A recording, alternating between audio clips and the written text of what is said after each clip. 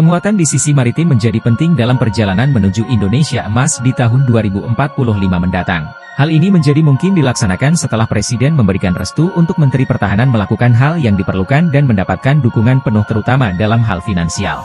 Dengan hal di atas, maka langkah segera dilakukan oleh TNI Angkatan Laut untuk bisa memiliki armada terbaik bagi prajuritnya dalam mengawal kedaulatan Republik Indonesia di wilayah maritim.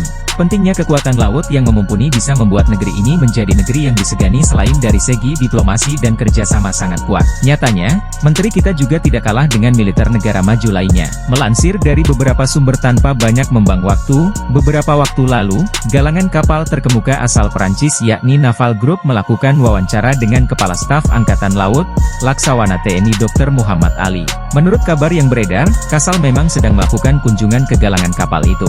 Dalam kunjungan ini, yang mencuri perhatian Kepala Staf Angkatan Laut adalah kapal perang yang sedang dibangun di sana, yaitu frigat kelas Beihara. Kepala Staf Angkatan Laut bahkan mendapatkan penjelasan langsung dari atas kapal ini. Pada kesempatan kali ini, Kasal juga berterus terang bahwa kapal perang Naval Group Prancis ini bisa menjadi solusi Indonesia yang tengah berupaya memodernisasi angkatan lautnya.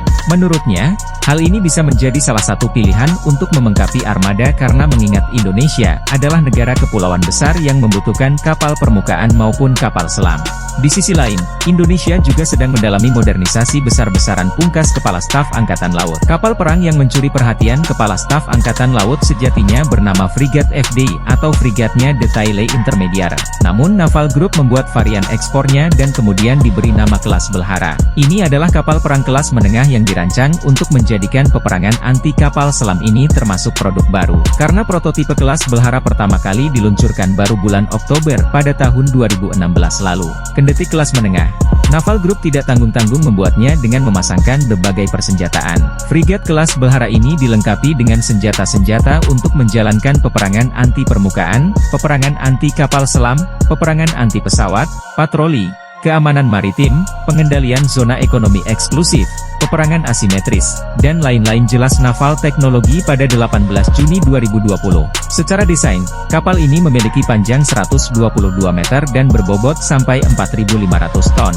Kelas Belhara memerlukan 150 personel yang sudah termasuk 110 awak dan 15 overton helikopter untuk menjalankan kapal perang ini. Helikopter sendiri yang dipasang di kapal ini dilengkapi dengan sonar untuk mendeteksi kapal selam maupun menyerangnya langsung dengan torpedo.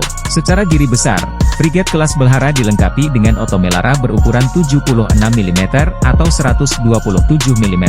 Lalu kapal juga dilengkapi dengan rudal mematikan Exocet MM40 Blok 3 yang bisa digunakan bahkan di kondisi badai terbuluk sekalipun.